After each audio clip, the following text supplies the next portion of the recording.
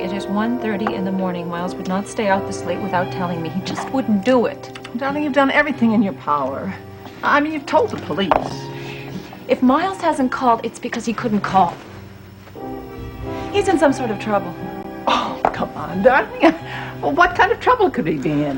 Well, look, if it's any kind of trouble, it's someone else's trouble. He probably saw a highway accident somewhere, and he's at the scene. Deborah Saxon says there are no hospital reports and there are no accident reports involving Miles.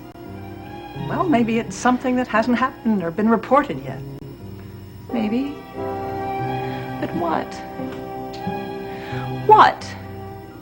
What's she trying to do? I don't know. Trying to leave, trying to get away. Is she all right? No. She's dead. What? I'm surprised she lasted this long. I'm sorry. Oh, my God. She's dead? She wasn't even 25.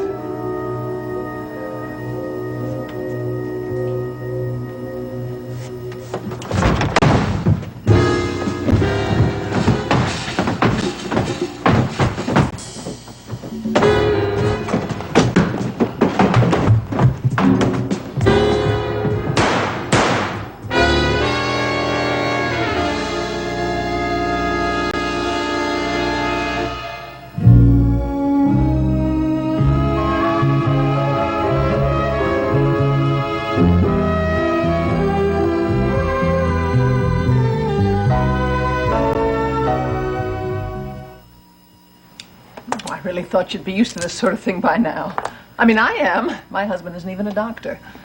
Of course, he does run a nightclub. Kind of used to him coming at 2 o'clock in the morning. Oh, by the way, I asked Deborah Saxon if she'd received any reports about an attempted suicide. She hadn't heard anything. Well, I assume that Elliott got there in time to be sure that it wasn't even attempted. Of course, Deborah doesn't know everything that's going on in Monticello. She is only one police officer. Oh, but darling, if she said she hadn't heard of anything, I think you can take her word for it. There, you see, there's Miles now. No, He has the key. Elliott. Good evening, ladies. Oh, darling. Or should I say good morning? Come on in. Well, you two look wide awake. Well, we are burning candles in the window for Nicole's wandering husband. Oh, Dr. Kavanaugh. I thought I was horribly late. That makes me feel a bit better. We don't know where he is. I've called the police. The police? You must be worried then. I've been trying to convince Nicole that husbands have a way of not reporting in. A present company not accepted. Margo, you know exactly where I was tonight. In fact, you know where I am most nights.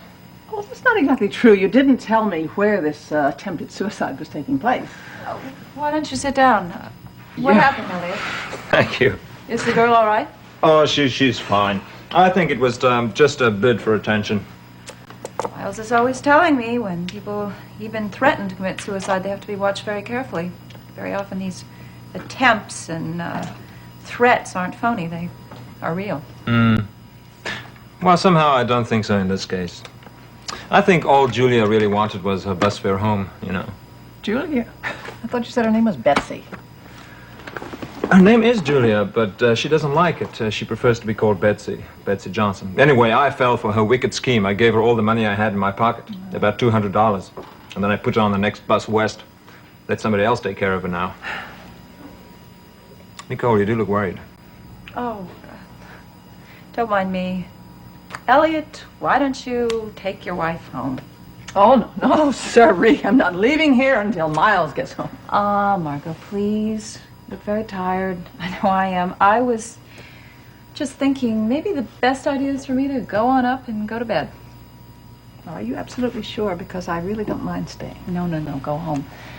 You know, I'm sure you're right. Miles is probably off on some medical emergency and he just can't get to a phone. Well, all right, I will go on one condition. On the condition that you call me the minute he comes home or if you feel like you need some company. I will. Listen, thank you. Yeah. Well, I'm certainly tired. I had a very strained day trying to cope with an hysterical woman. At least she was happy when I left.